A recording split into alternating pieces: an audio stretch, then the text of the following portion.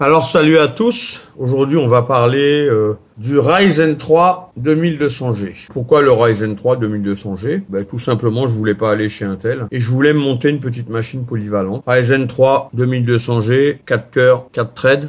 Un GPU intégré très puissant, enfin tout est relatif, avec 8 unités de calcul, le Vega 8, overclockable, en dessous des 100 €. Donc voilà pourquoi en fait. Voilà, Ryzen 3 2200G, d'accord. Ensuite, j'ai monté ce Ryzen 3 dans une carte mère MSI X370 Gaming Plus, que voici, qui est quand même pas un bas de gamme, même si elle n'a coûté que 80 €. Elle offre toutes les fonctionnalités d'overclocking avancé, d'accord.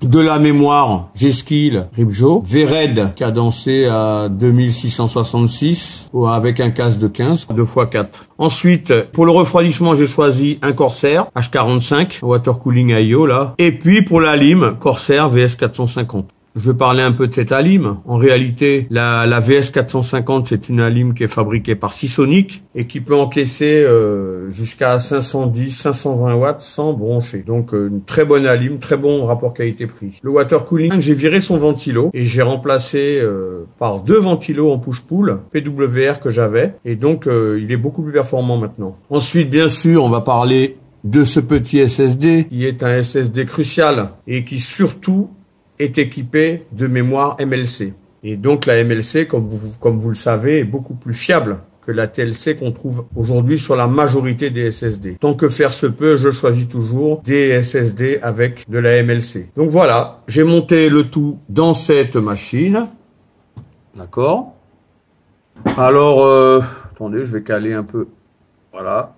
Voilà, c'est un vieux boîtier Thermaltake, mais qui est bien ventilé. Un ventilo qui aspire sur le dessus, un ventilo qui pulse sur le devant et un ventilo qui pulse sur le côté. D'accord, j'ai retiré la face, mais en fait, il y a un ventilo. Je vous parlais justement du water cooling custom. Vous va apercevoir là qu'il y a 2 ventilos, un en push, un en pull. Voilà la machine en question, quoi. Donc, on va maintenant se rendre dans le BIOS pour analyser l'overclocking, quoi. Bon, à tout de suite. Nous voici maintenant sous le BIOS de la machine et on va regarder l'overclocking, quoi. Alors pour ce qui me concerne, moi je me suis arrêté à 3.850 et 1.650. Pourquoi? J'étais monté à 3.950 et 1.7, d'accord, en augmentant les voltages bien sûr. En augmentant les voltages, on arrive quand même à pousser un peu la machine.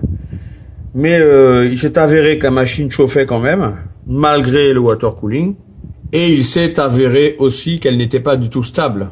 Donc j'ai peaufiné. J'ai trouvé le bon compromis entre la tension et la fréquence. Pour ce qui me concerne, c'est ça, 1.2875 et 1.650 pour le GPU. Et pour le CPU, 3.850 et 1.375. La machine est parfaitement stable, je l'ai testé vraiment des heures, des heures on peut dire ça, et elle ne chauffe pas plus que ça non plus. Je vis ici dans un pays où il fait chaud toute l'année, la journée c'est à base de 33, 35 à l'ombre, et donc on peut pas non plus augmenter à l'extrême les tensions pour que la machine chauffe de trop. Et je pense que là c'est le meilleur compromis entre la tension, les températures et les différentes fréquences. Voilà, on va maintenant, quant à la mémoire, j'ai mis profil 2, la mémoire monte à 2666, bon là c'est 2667, profil 2, d'accord, c'est en XMP, donc il n'y a pas de problème, voilà. Tout normalement fonctionne bien. Donc maintenant, rendez-vous sous Windows. Alors, nous voici sous Windows 10, Le 7, c'est un peu plus délicat à installer avec la X370 et le Ryzen, donc bon, je n'ai pas voulu me galérer, mais enfin c'est possible d'installer 7, mais enfin, d'après les statistiques, on gagne pas grand chose au niveau FPS. C'est très aléatoire, c'est fluctuant. Sur certains jeux, on gagne des FPS, sur d'autres, on en perd. Donc nous voici donc sous Windows 10. Et pour commencer, je vais faire, je vais vous faire un petit bench avec Furmark pour que vous puissiez constater la chauffe du GPU. On y va. Alors, comme vous pouvez le constater, ça lag pas mal, hein. Et cela est dû au logiciel de capture. Parce que je vous rassure, hein, sans logiciel de capture, le Furemark est parfaitement fluide. Là, ça saccade un max, hein.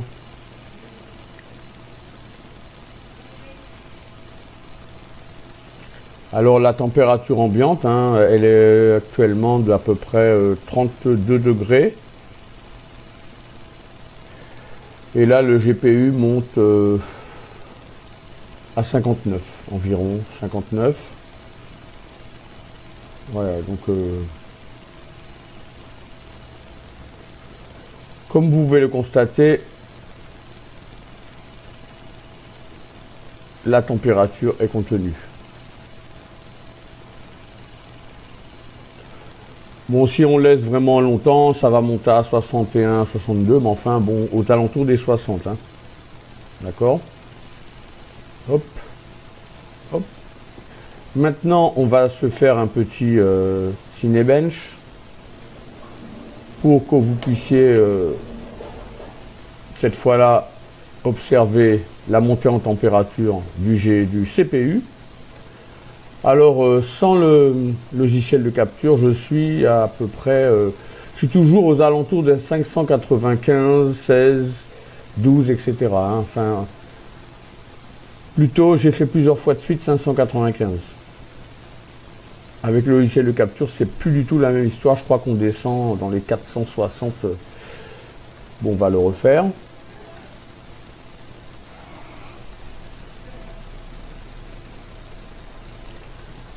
Le CPU, là, il est à 57.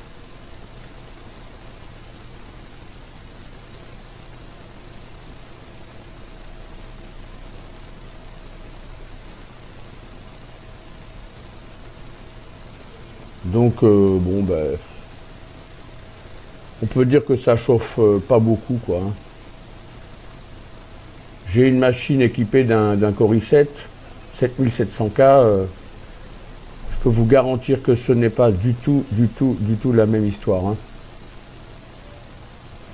J'ai même acheté du métal liquide. Et je vais peut-être le délider parce que le truc chauffe tellement. Alors je vais peut-être le délider et remplacer la pâte thermique. Il paraît qu'on gagne 20 degrés en full. Hein. Enfin là, on est à 57, 58, c'est vraiment pas beaucoup. Hein. En pleine charge, là, c'est pas beaucoup. C'est vraiment contenu. Hein. Là, on est loin du Core i7, hein, je peux vous garantir. Hein. Ouh là là là là. Alors là, comme je vous l'avais annoncé, on est à 466 par rapport au logiciel de capture, qui est Camtasia. Alors pour résumer, hein, c'est que j'ai quand même j'ai choisi le bon compromis entre l'attention et les fréquences. Car comme on peut le constater, en full, hein, que ça soit GPU ou CPU, les températures de chauffe sont quand même contenues. Donc j'estime que j'ai réussi mon coup. Donc maintenant on va aller parcourir, faire une revue des jeux, n'est-ce pas, des jeux que j'ai enregistrés, excusez-moi. Donc voilà, le premier jeu sera Fallout. Bon, j'ai mis en petite fenêtre, hein, bon, c'est pas grave, hein, l'essentiel c'est surtout les FPS. Hein. Alors Fallout, les réglages sont texture graphisme élevé, d'accord. J'ai activé le filtrage anisotrope et j'ai activé l'anti-crénelage. Alors, tel que vous pouvez le constater, on est aux alentours des 30... on est entre 30 et 40 FPS, mais enfin, en moyenne, entre 35 FPS à peu près. D'autres ont peut-être survécu eux aussi. Évidemment que je suis toujours là. Vous ne pensiez tout de même pas qu'un peu de radioactivité N'a pas d'importance. Bon, on va zapper les palabres. Donc voilà quoi, on est à 36-35 FPS. En graphisme élevé, que demande le peuple, hein. Voilà, on fait des petites pointes à 50 FPS. Donc le jeu... Ah, au fait, la résolution, elle est de 1920 par 1080, bien évidemment. Donc le jeu est largement jouable, hein. Il y en a beaucoup qui font des démonstrations comme ça sur YouTube avec ce Ryzen, mais les mecs ils sont en 720 quoi, je comprends pas là. Mettez-vous en 1920 par 1080 là, parce que qui a encore des petits écrans aujourd'hui? Tout le monde a. Tous les gamers ont quand même des écrans. Enfin, la majorité des gamers ont au moins des écrans 1920 par 1080. Pour ce qui me concerne, moi je joue sur un QHD quoi. Donc 1920-1080 c'est quand même le minimum. Tiens, salut Canigou. Salut toi. Qu'est-ce que tu fais là tout seul? Voilà, donc Tu veux m'accompagner, bonhomme? vous voyez, le jeu est quand même, voilà. C'est pas mal, c'est largement jouable, hein. J'ai capturé cette séquence avec MSI Afterburner. Je pense que ça bouffe peut-être 2 ou 3 FPS. Donc le jeu est largement jouable, hein. Vous voyez. Bon, il y a un peu de dawa, mais bon, ça descend pas plus que ça non plus, hein. Voilà, on va aller faire péter, je crois, voilà. On va aller faire péter une voiture pour faire descendre les FPS, pour faire baisser les FPS. Mais le jeu, il n'y a aucun espèce de problème, hein. Pourtant, Fallout 4 est quand même assez gourmand, hein.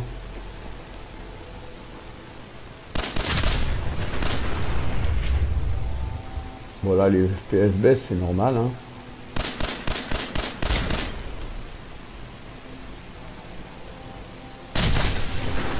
Voilà, on est descendu à 27 FPS, mais très brièvement, hein. Voilà.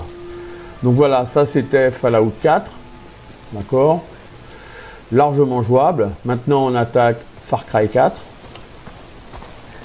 Là, on n'a quand même pas autant de FPS, hein. On est voilà, aux alentours des 28 FPS. Mais, je le rappelle, avec un logiciel de capture. Donc, c'est Amita qui m'envoie. Elle dit que vous auriez des problèmes avec des animaux. là, elle est complètement murgée. On lui parle, elle répond pas, elle boit sa bière. Amita, j'ai pas Qu'importe. la moindre idée de ce que je suis censé faire ici. Les loups rôdent souvent près de la ferme de Canaan. Elle en a tué un certain nombre, mais ils sont très agressifs cette année, et je m'inquiète pour elle. Ils ont une tanière dans le coin. Détruis-la. Je crois que Canaan range du matériel quelque part dans sa... Voilà, on est à 25. C'est normal. Voilà, quand vous allez voir les réglages, voilà quoi. Bon, de toute façon, j'ai pas ressenti de ralentissement ou de lag, hein, pendant le jeu, hein. J'ai joué quand même un peu avant d'arriver à cette phase de jeu, donc non, le jeu passe bien quoi. Alors là, voici les paramètres, hein.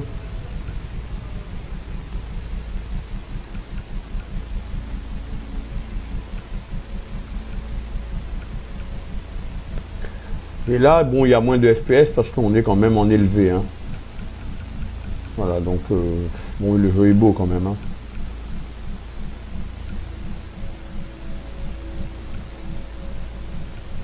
D'accord, voici pour les paramètres, donc on va aller un petit peu plus loin.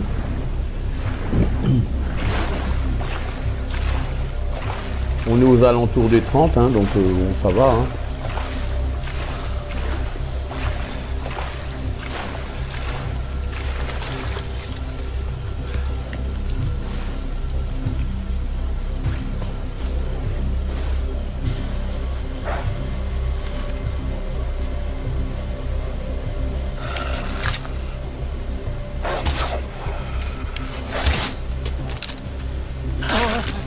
Il y a un loup derrière là. Je ne l'ai aperçu. Voilà. J'ai bien entendu là, quand même. Je l'entendais depuis un moment là, celui-là. Voilà, bon, c'est fait. Bon, ben les FPS, ça passe toujours. Hein. On va aller dans la grotte. Voilà.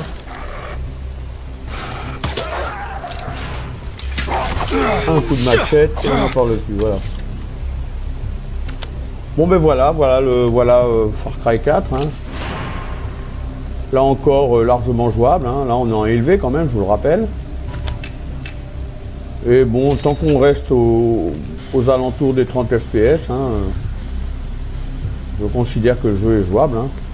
C'est la norme hein, pour l'œil, c'est 30 FPS. Là, on les a, je pense. Hein. Ah, là, on a 23, autant pour moi. Pour ceux qui ont joué à Stalker, ce couinement de cochon doit vous rappeler le jeu là. Hein. Ce jeu sinistre. Stalker, il y avait souvent des cochons qui couinaient comme ça dans le jeu là, dans la nuit. Voilà, ça c'était Far Cry 4. Maintenant on va passer à GTA 5. GTA 5 m'a servi d'étalon. Hein. Pour mes overclocking, j'ai utilisé GTA 5 pour la stabilité. Hein.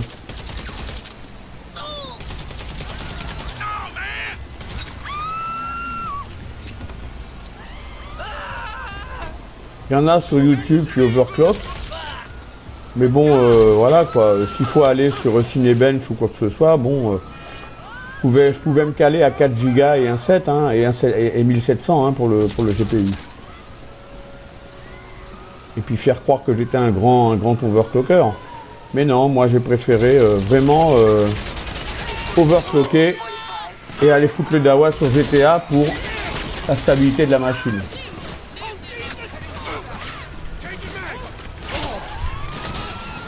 Je répète, bon, j'ai pas voulu faire du putaclic, hein. Overclocking, putaclic, non. C'est pas mon truc, hein. Faut être honnête quand même, hein. À 4 Go, ma machine prend Cinebench, hein, y a pas de problème, hein. Seulement à 4 Go et 1700, elle prend pas GTA 5, voilà.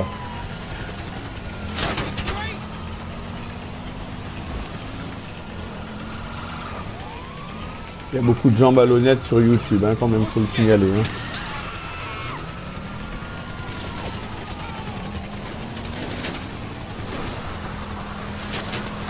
Voilà, bon, ça passe bien. Hein. Et on est entre 50 et 60 FPS sur GTA 5.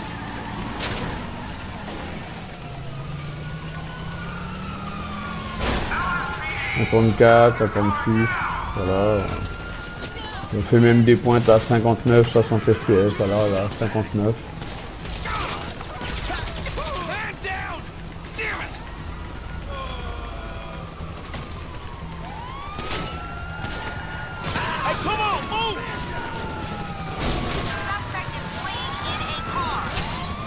Voilà, donc voilà. 51, voilà. Bon, j'ai vu une moto, je vais prendre la moto pour faire défiler plus rapidement le paysage. Et là, bon, on est tranquillement à 47, 48 FPS, 46.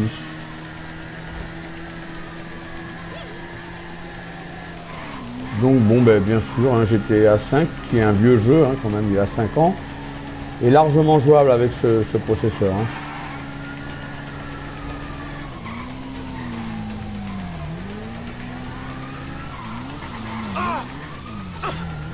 On va aller par là, voilà. On fait défiler. On va se prendre une petite gamelle vite fait. Voilà. Et on va aller jeter un œil dans les paramètres.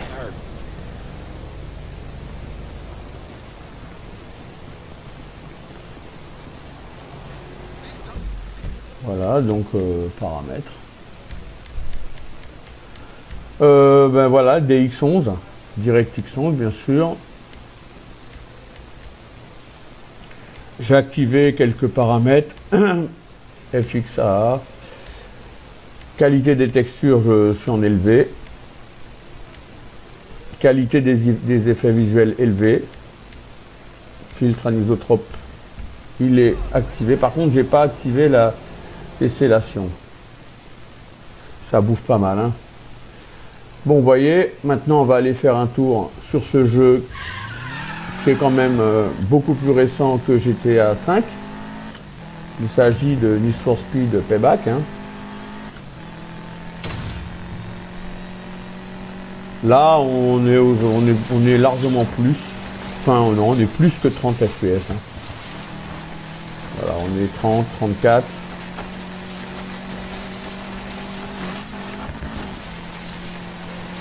Ça passe vraiment bien là. J'ai été vraiment étonné que Payback passe aussi bien, quoi. Ça passe vraiment bien, hein. Ah ouais.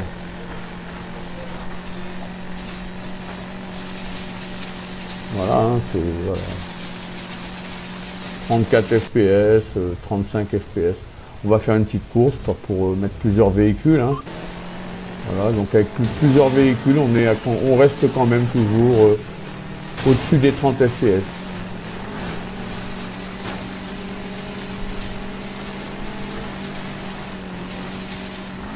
Donc voilà quoi. Hein.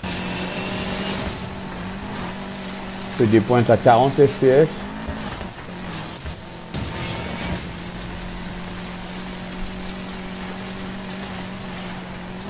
Tranquille, hein. Need for Speed Payback, tranquille avec ce Ryzen 3.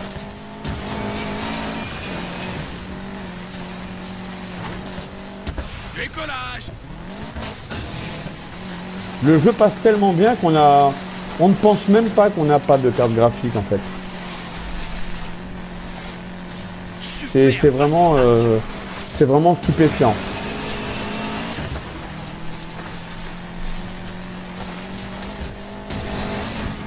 On est encore à 37, 40 FPS, 38 FPS.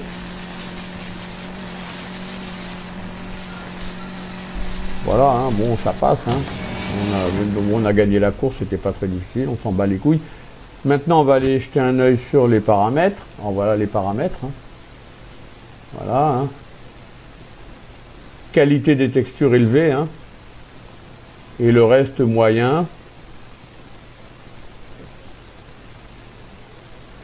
Donc, dès qu'on met les textures en élevé, déjà on a un certain confort visuel. Hein. Vous voyez, donc voilà, bon ben là ça passe vraiment bien quoi. On va aller maintenant finir avec Sniper Elite 4 en DirectX 11. Et voici les paramètres tout de suite. Hein.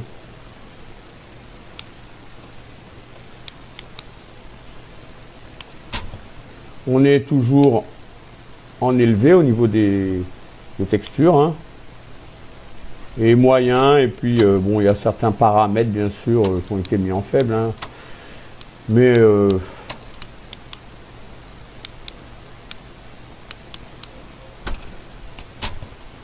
cette fois-là, je crois que j'ai activé la tessellation. Hein. Voilà.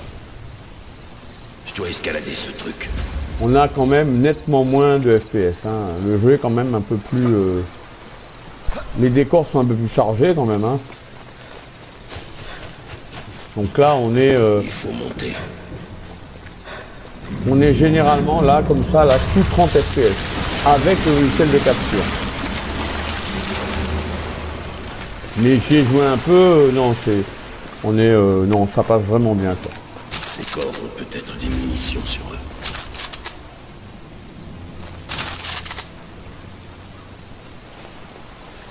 Pour ce qui me concerne, j'adore ce jeu car bon, il est beau On dirait que et c'est cool, hein, c'est pas stressant, on fait ses frags tranquilles, on se faufile et tout, c'est... Ah, j'aime beaucoup ce jeu en fait.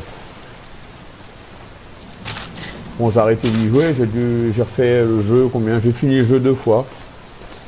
Bon, après, bon, on peut plus trop, on va pas s'amuser à refaire. Après, on connaît les emplacements des gardes, hein, donc ça ne vaut plus le coup.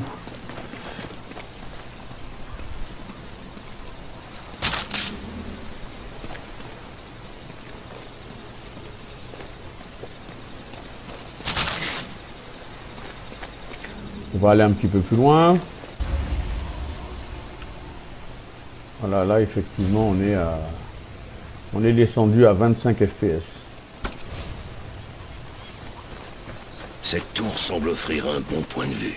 On est remonté un petit peu. Là, on a fait une pointe à 40 FPS, vous vous rendez compte? Sniper Elite 4. On va aller se faire 2-3 frags à vite fait.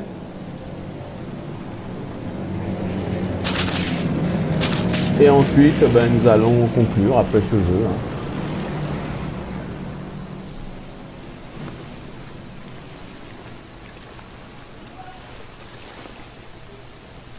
Bon, je joue à la manette, hein. C'est moins rapide pour viser qu'à la souris. Hein. Mais bon, façon d'habitude. Hein.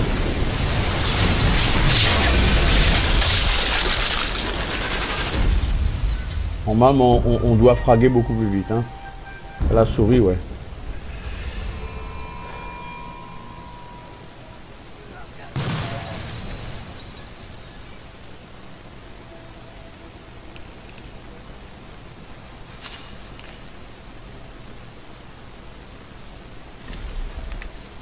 Comme je vous dis, je connais un peu les emplacements des gardes, hein, donc j'ai pas de mérite si je les trouve assez rapidement. Hein. Voilà, je sais que dans le coin il y en a 2 là, et encore plus vers la droite, derrière le mur, il y en a 2 encore. Donc vous voyez, avec une souris, il y a longtemps que j'aurais abattu les 2. Hein. Hop.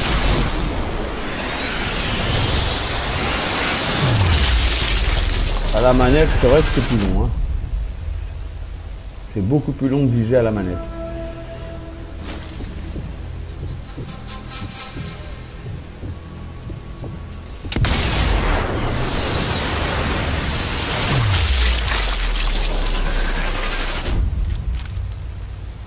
Tous les pros jouent clavier souris. Hein. C'est évident. Bien le bonjour. Je l'ai pas eu, officier, Il a là. rejoint ma liste de cibles. Et là, je vais fraguer assez vite, là. Bim, voilà. C'est fait. Voilà, donc, bon, ben... il est temps maintenant de conclure. Hein. Il y a un mot qui me vient à la bouche si je veux qualifier ce Ryzen 3 2200G. Plus généralement, la série G de chez Ryzen. C'est le mot étonnant. Effectivement, je trouve étonnant que l'on puisse jouer à pas mal de jeux, dont certains sont récents, dans de bonnes conditions, sans carte graphique. Là, vraiment, on peut dire que AMD a frappé un grand coup, quoi. De toute façon, c'était écrit. Hein. Ils avaient racheté à l'époque ATI pour justement s'attaquer aux GPU intégrés. Aujourd'hui, ils ont même franchi une étape. Hein. Et donc, bravo à AMD. Hein. Intel, là, ils n'ont pas vu le jour dans cette affaire. Hein. Il y a les Ryzen série G qui sont là, quoi. Et ils sont très, très performants. Et rapport qualité-prix, bon, ben, c'est de la balle. Hein. On n'a pas besoin de carte graphique, je vous le rappelle. Hein. Pas besoin de carte graphique, donc pas besoin d'une alimentation plus puissante que ça, etc. Et puis vous pouvez constater que ça chauffe pas du tout non plus. Hein. Pour ceux qui sont intéressés, qui réfléchissent, non, il n'y a pas à réfléchir là. Hein. Vous pouvez acheter ces Ryzen série G sans réfléchir, quoi. C'est vraiment de très bons processeurs, CPU, GPU, hein, et vous ne le regretterez pas. Moi, je ne le regrette absolument pas. Hein. Et puis voilà, quoi. Je conclurai par ces 2 mots. Bravo, AMD.